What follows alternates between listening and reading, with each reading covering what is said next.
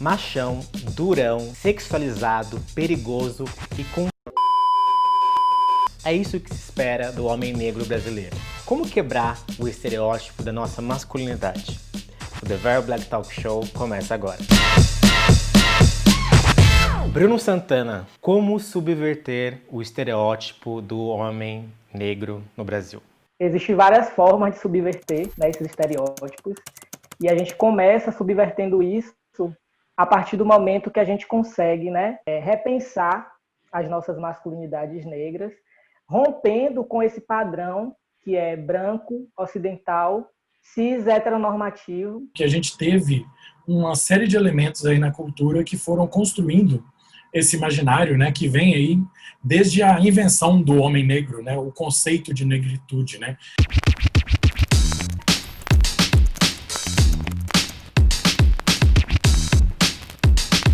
Então a gente tem as artes, a cultura, a literatura e agora, né, nesses últimos séculos aí, a mídia atuando como um instrumento forte de construção desse imaginário. Como desconstruir esse imaginário? Eu acho que por meio de representações positivas. Construindo espaços formativos de autocura entre nós, né, que dialogue, por exemplo, com os feminismos, né, interseccionais, que dialogue também com os movimentos LGBTQIA+, por exemplo, para conseguir incluir todas as possibilidades de ser homem nesse processo. Você falou de criar pontes com outros diálogos. Quais ferramentas você vê hoje possíveis para isso? É na arte?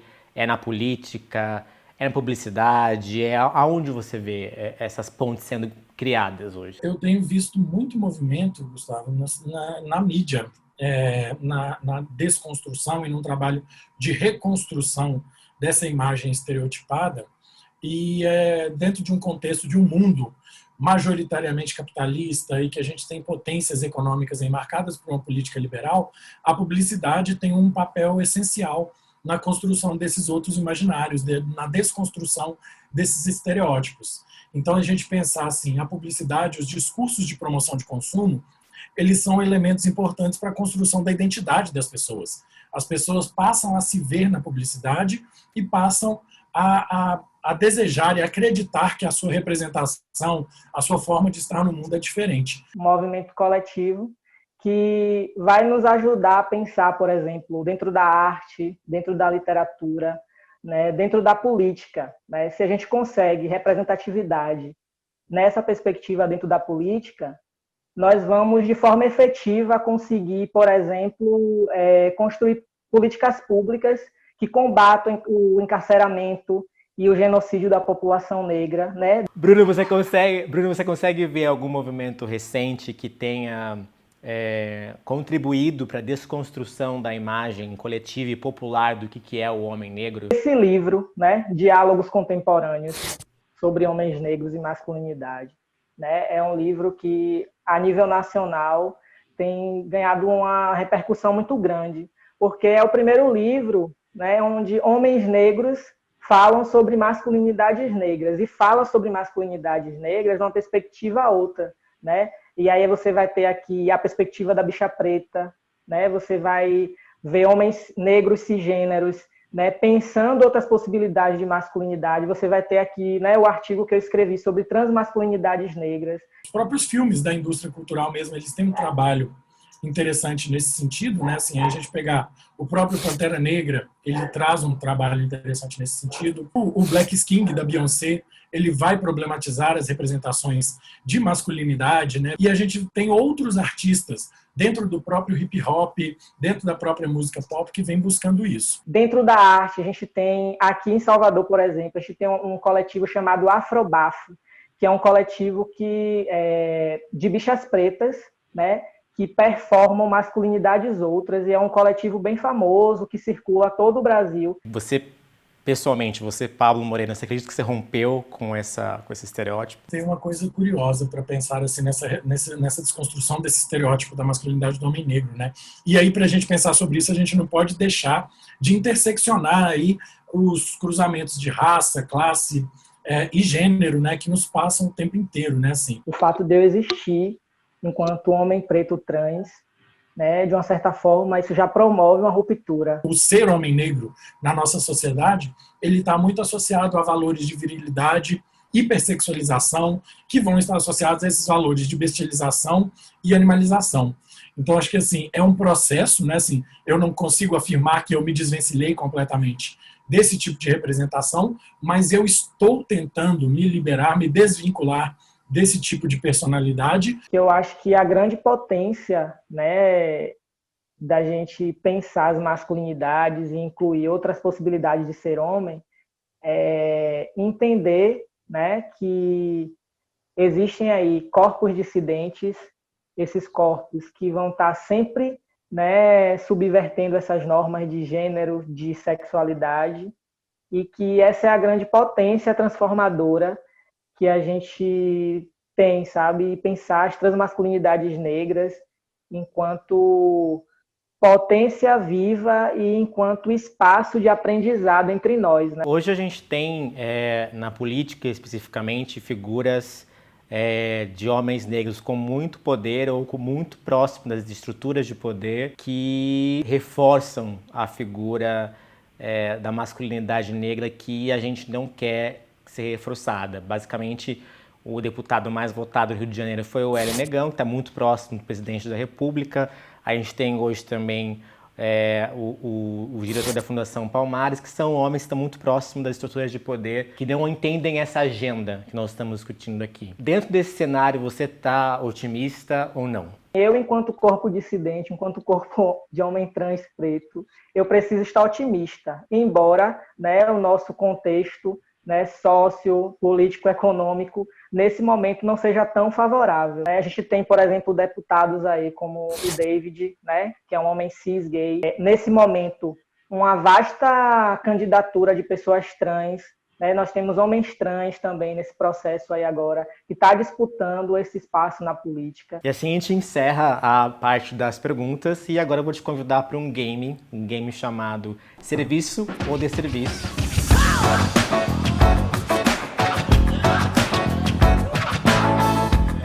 Eu vou te falar algumas personalidades masculinas negras. Queria sua opinião sobre elas. Você pode não dar se você quiser. Se elas, na sua opinião, elas ajudam para a construção ou para a desconstrução do estereótipo do homem negro brasileiro. Primeira personalidade é o Gilberto Gil. O Gilberto Gil, ele tem um trabalho incrível, né? Então eu acho que ele contribui para essa desconstrução da masculinidade. Ele presta um grande serviço ali, né? O cara que escreveu Super-Homem, ele não pode ser um representante dessa masculinidade hegemônica, né? A partir da música, a partir da poesia, né? A partir da própria existência sensível dele. Então, assim, só amor por Gilberto Gil. Ele, na minha perspectiva, ele contribui sim muito. O próximo é um pouco polêmico. Serviço ou desserviço, Kid Bengala? Eu acho que o Kid Bengala ele é um desserviço, mas aí eu não posso nem afirmar um desserviço que ele presta, mas aí vem a coisa que eu te falei do atravessar. É um desserviço sobre a atribuição que fazem a ele, né? Assim, os homens negros, eles têm os seus corpos hipersexualizados e muitas vezes eles não podem nem lidar com essa representação do próprio corpo, né? Um homem negro, quando posta uma foto de sunga nas redes sociais, ele é hipersexualizado. Se ele aparece com uma roupa que mostra alguma parte do corpo, ele vai receber comentários hipersexualizando aquilo. Todo esse estereótipo aí da hipersexualização, né, dentro de uma perspectiva de ampliar e de pensar uma masculinidade plural, né, ele vai estar sempre nesse lugar do homem, visto como esse homem cis, negro, né, superdotado. E aí Bruno, enquanto homem negro trans que constrói a masculinidade sem pênis, a figura do Kid Bengala ela acaba sendo um desserviço nessa perspectiva. Mesmo que ele tenha evoluído, né, profissionalmente, explorando a questão da sua própria sexualização, ele fica nessa zona de complexa, né, dentro de uma discussão de masculinidade, né, que é uma pauta, né, que as mulheres negras trazem muito, no sentido de que elas não conseguem explorar positivamente o fato delas serem sexualizadas, né? Existe sexualmente um estereótipo forte do homem trans negro? Nos grupos, nas redes entre nós de homens trans e pessoas trans masculinas, tem alguns espaços que a gente acaba fazendo discussão sobre masculinidade. E eu sempre via anúncios de Packers, que eu vou dizer aqui para você o que seria um Packer. Packer seria uma prótese, né, uma prótese peniana realística que é utilizada por homens trans e pessoas transmasculinas para fazer volume, para urinar em pé e para fazer sexo, né? E aí alguns homens trans produzem esse Packer e acabam vendendo, né? E tinha um anúncio dentro desse grupo de WhatsApp que dizia assim: chegou o Packer negão do WhatsApp, exclusivamente pensado para homens trans negros, né? E aí esse Packer ele dialoga com aquele meme do negão, né, do WhatsApp, que trazia todo esse estereótipo, que reforçava todo esse estereótipo. Então, dentro das nossas comunidades, né, dentro dos nossos grupos também, a gente acaba reproduzindo essa mesma lógica. A próxima personalidade é o Pelé. De serviço, né? Assim, o Pelé, né? Assim, apesar de ser um grande jogador de futebol, o maior jogador de futebol do mundo, ele é uma pessoa com comportamentos muito questionáveis, né? Assim, ele foi um homem que foi um pai ausente para suas filhas, para os seus filhos, inclusive. Ele se recusou a assumir a paternidade de uma dessas filhas, e a gente pensar nisso, assim, o desserviço dele para a comunidade é grande em diversos aspectos, e principalmente por ele ser o bom homem negro, né, que é o que a sociedade muitas das vezes espera de nós, que é aquele homem negro que não se revolta com o racismo, que não se revolta com as violências raciais e nem com as violências de gênero. Se eu for pensar dentro da perspectiva de representatividade, né, ele acaba desconstruindo, porque ele vai ocupar o lugar, né, um lugar onde não é pensado para os nossos corpos, né? É um ídolo, uma representatividade, né? Então ele vai sofrer o racismo porque ele é um homem negro, mas a sociedade entende que ele ocupa o lugar de poder. Serviço ou desserviço, Lázaro Ramos? O Lázaro Ramos é um fofão. Ele é tão serviço que ele nos mostra a necessidade, a importância de representações positivas, né? O cara é um bom pai, o cara é um bom filho, o cara é um excelente ator, o cara é um bom diretor, o cara é um apresentador. Essa figura que está dentro da arte, da cultura, que está levando o debate não só sobre masculinidade, mas está levando as pautas raciais de uma maneira geral, né? Que utiliza as redes sociais para abrir espaços de diálogo. Então, ele é uma figura que, assim como o Gilberto Gil, contribui muito para desconstruir essa ideia aí, esse estereótipo. A próxima personalidade é o Barack Obama. Tanto o Barack Obama, né, quanto o ator aí do Pantera Negra, né, que infelizmente não está mais entre nós, eles nos dão a perspectiva de a gente sonhar em ocupar esses espaços. Ele, como presidente dos Estados Unidos, ele teve uma atuação que foi muito mais progressista do que todos os presidentes anteriores dos Estados Unidos, mas, ao mesmo tempo, ele teve as posturas conservadoras, imperialistas e liberais, tal qual todos os presidentes dos Estados Unidos. E aí eu acho uma coisa complicada por isso. Assim, as pessoas costumam cobrar o Obama mais pelas coisas que ele fez, que todos os presidentes dos Estados Unidos fizeram, do que pelas outras coisas que ele fez que os outros presidentes dos Estados Unidos não fizeram.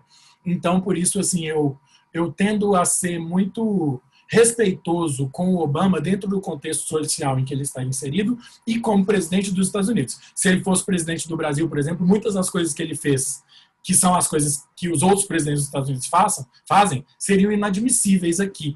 Mas como um presidente dos Estados Unidos, como o projeto político, econômico e social que os Estados Unidos representa, ele fez muito mais do que os outros em áreas que os outros não faziam e fez o mesmo que os outros em áreas que todos eles faziam. Agora a gente está indo para a fase final da entrevista, que é o bate-bola.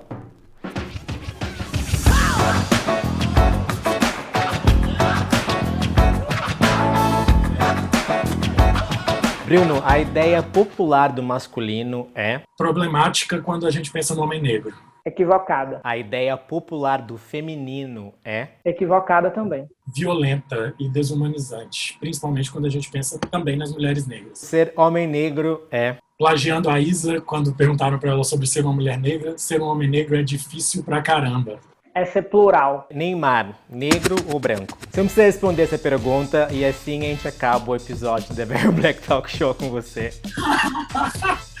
Agora então que eu tenho tempo de responder, já que essa não vai entrar no programa.